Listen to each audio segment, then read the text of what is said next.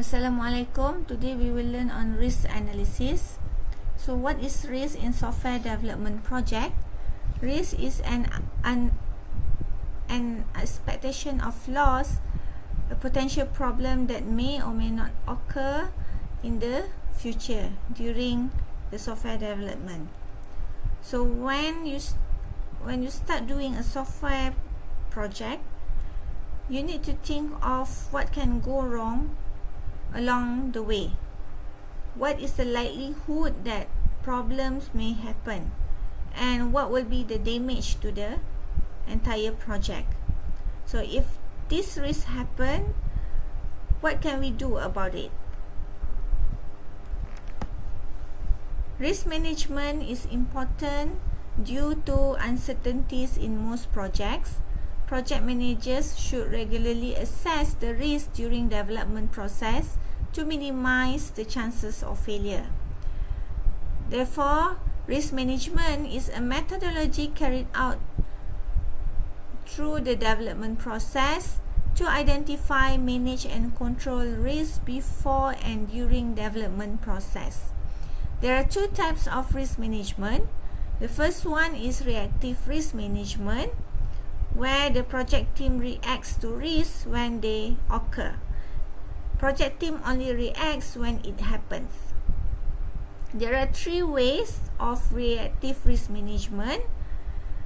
The first one is mitigation, where the project team plan for additional resources in anticipation of the risk that will happen. 2. Fix on failure. So when risks happen, to use whatever resources found and apply to the risk that happened at that point of time. 3. Crisis management. So if the failure does not respond to the applied resources, so the project team needs to think of a way or alternative in order to handle the risk, or otherwise the project will be in jeopardy. The second type of risk management is proactive risk management. Proactive risk management is where the software team plan ahead for managing risk. The team develop a contingency plan where the probability of the risk is calculated and the impact of the risk is assessed. The objective of proactive risk management is to avoid risk. Proactive management is better compared to reactive risk management. There are 7 principles of risk management. 1. Maintain a global perspective, where to view the software risk within the context of system and the business problem. 2. Take a forward-looking view to think about the risks that may arise in the future and establish contingency plans. 3. Encourage open communication, where if someone states a potential risk, don't discount it. 4. Integrate. A consideration of risk must be integrated into the software process. 5.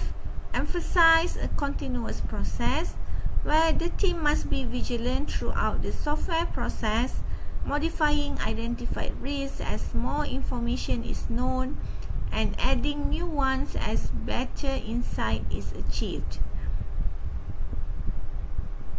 6. Develop a shared product vision, where if all stakeholders share the same vision of the software, it's likely that better risk identification and assessment will occur. And lastly, encourage teamwork, where the talent, skills and knowledge of all stakeholders should be pooled to think and to plan on the risks that might occur during the software development process.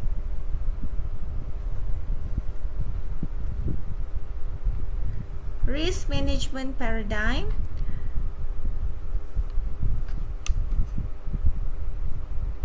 There are 6 risk management paradigm.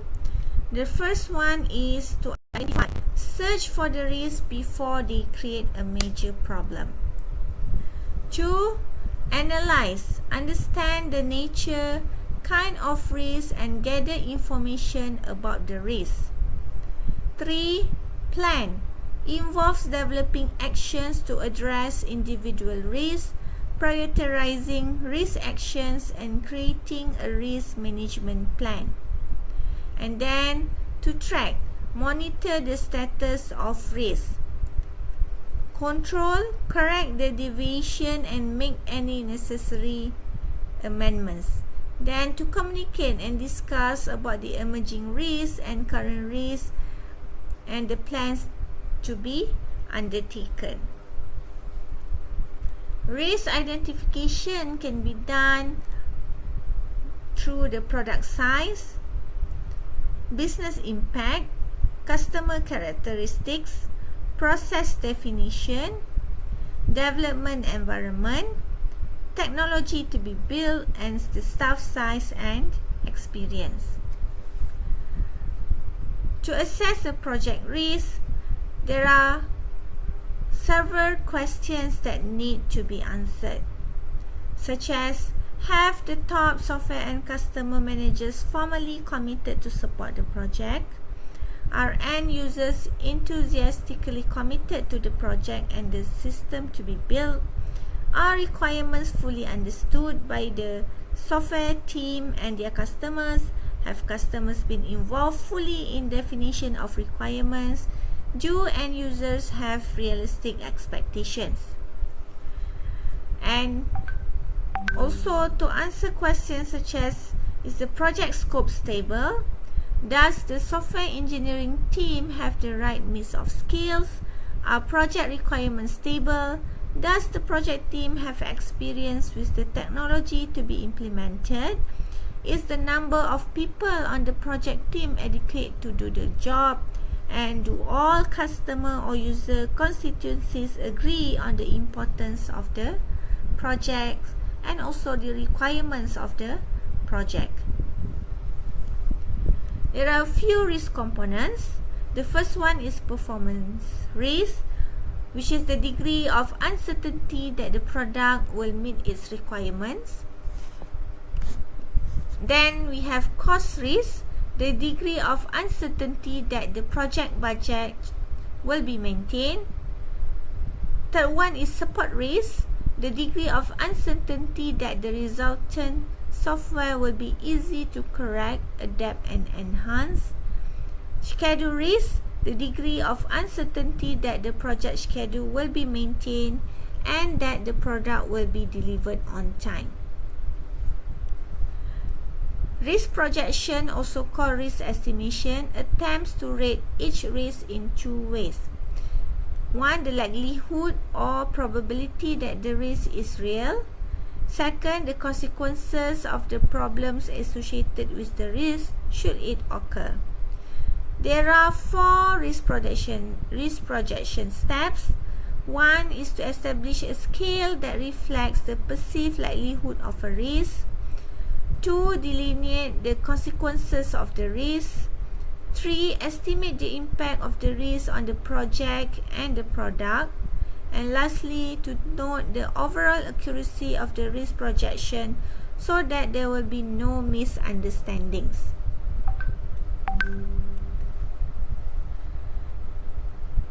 Building a risk table can help monitor and manage a risk when it happens. So a risk table can have a column where you list all the risks that might happen, and you give the probability for each risk, probability that it will occur, and for each risk to give what will be the impact to the project. So when building the risk table, you can estimate the probability of occurrence, estimate the impact on the project in a scale of 1 to 5. And also you can sort the table by probability and impact. To calculate risk exposure, the impact, can use the following relationship. RE equal to P times C, where P is the probability of occurrence for a risk and C is the cost to the project should the risk occur. So risk exposure example. Number 1, when you identify the risk, for example, so you identify that only 70% of the software components scheduled for reuse will in fact be integrated into the application. So the probability that the risk that you will not have this 70% of this reuse component will be 80%. So what will be the impact?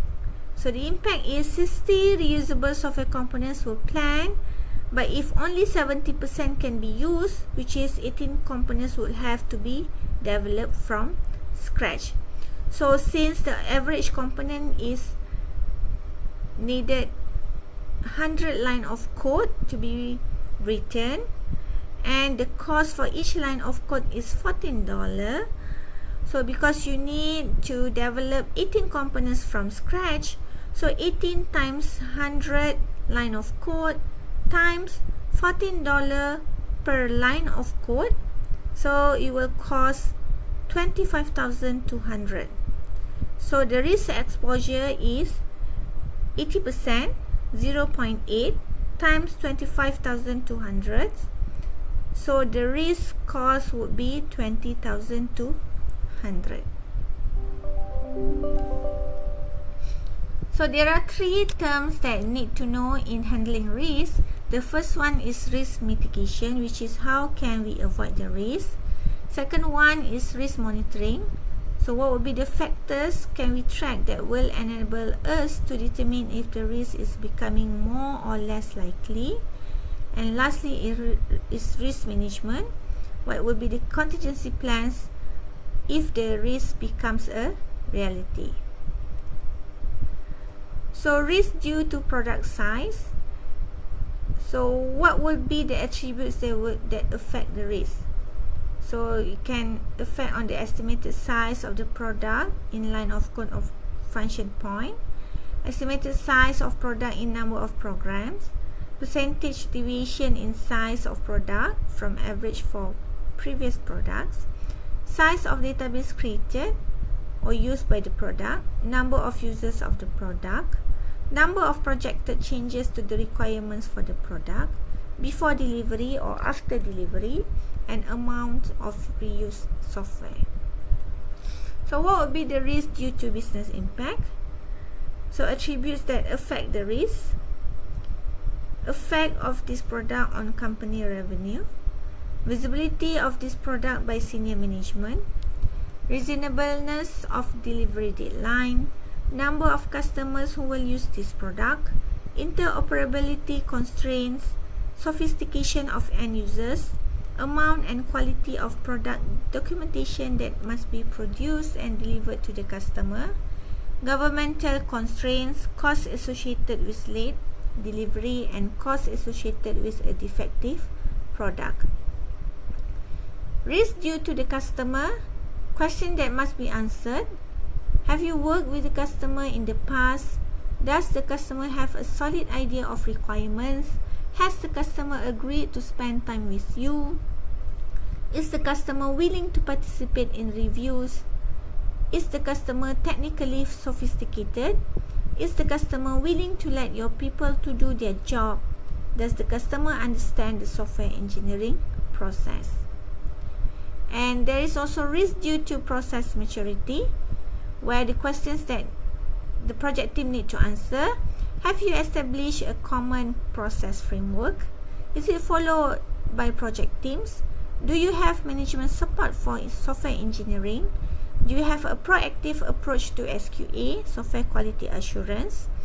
Do you conduct formal technical reviews? Are case tools used for analysis, design, and testing? Are the tools integrated with one another, and have document formats been established?